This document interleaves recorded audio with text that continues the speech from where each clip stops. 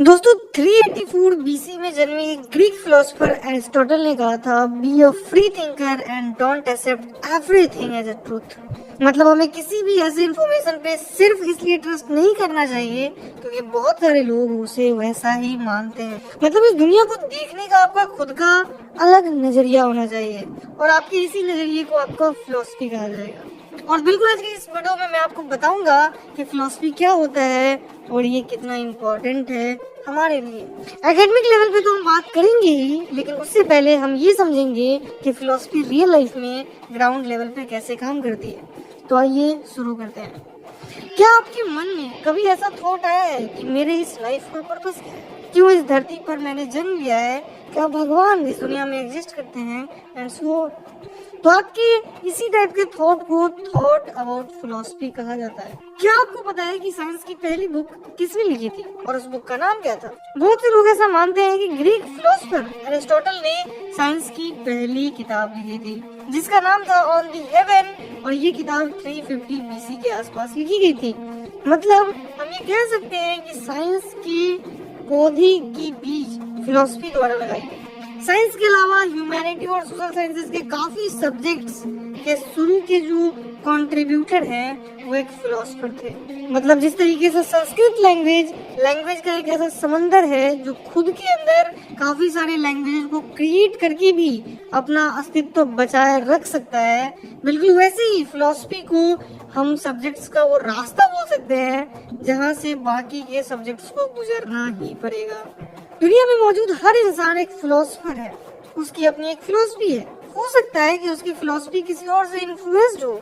जब कोई इंसान अपनी लाइफ और एग्जिस्टेंस या फिर किसी मुद्दे पर डीप थिंकिंग करता है और एक सेट ऑफ आइडियाज या बिलीव डेवलप कर लेता है जो उसका खुद का होता है, तो उसे हम फिलोसफर कहते हैं। जैसे कि गौतम बुद्ध, स्वामी विवेकानंद, महात्मा गांधी etc। और जब लोग इन्हें पढ़ते हैं तो ये समझ पाते हैं कि इनका दुनिया को देखने का क्या नजरिया था।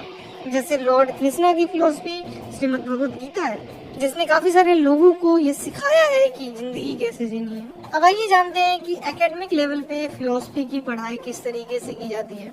तो बेसिकली फिलोसफी इस दुनिया को समझने की एक स्टडी है जिसके 4 पिलर्स हैं। थ्योरेटिकल फिलोसफी जिसमें मेटाफिजिक्स और एपिस्टेमोलॉजी के बारे में स्टडी की जाती है। यूनिवर्स में हमारा क्या स्थान है, क्या ये दुनिया वाकई में एग्जिस्ट करती है, क्या गॉड एग्जिस्ट करते हैं, कॉन्शियसनेस क्या है, हम नॉलेज कैसे क्रिएट करते हैं, नॉलेज की सच्चाई क्या है, जो नॉलेज हम पाना चाहते हैं उसका पर्पस क्या है। ऐसे क्वेश्चंस थ्योरेटिकल फिलोसफी के पार्ट। प्रैक्टिकल फिलोसफी के इस सेक्शन में हम फिलोसफी के सोशल और पॉलिटिकल साइड के बारे में पढ़ते हैं। इसके अलावा इथिक्स को भी समझते हैं जिसे आप मोरल फिलोसफी भी कह सकते हो। ये हमारे लिए फॉर्मल के साथ एक इनफॉर्मल एजुकेशन की तरह काम करता है क्योंकि इसमें बिहेवियर और नॉर्म्स के बारे में बात की जाती है। इसके अलावा आपको केस स्टडीज के बारे में भी बताया जाता है, उन्हें सॉल्व करवाई जाती है ताकि आपका डिसीजन मेकिंग एबिलिटी इंप्रूव हो। इसके अलावा पॉलिटिकल थियरी भी इसी का पार्ट है। वैसे भी ज्यादातर यूनिवर्सिटी और कॉलेजेस में फिलोसफी एक सिंगल सब्जेक्ट के तौर पे ही पढ़ाया जाता है, लेकिन स्वीडन और फिनलैंड में फिलोसफी के इन दोनों सेक्शंस को अलग अलग पढ़ाया जाता है। और इतना ही नहीं बल्कि इन दोनों सब्जेक्ट्स की अलग अलग डिग्रियां होती है। दोस्तों अगर आप उन लोगों में से हो जो फिलोसफी के बारे में कुछ भी नहीं जानते और बस क्यूरियोसिटी की वजह से इसे समझना चाहते हैं और इसके बारे में बेसिक चीजें जानना चाहते हैं, तो मैं आपको एक बुक सजेस्ट करूंगा जिसका नाम है फिलोसफी 101। अगर आप इसे खरीदना चाहते हैं तो उसका लिंक मैंने नीचे डिस्क्रिप्शन में दे दिया है।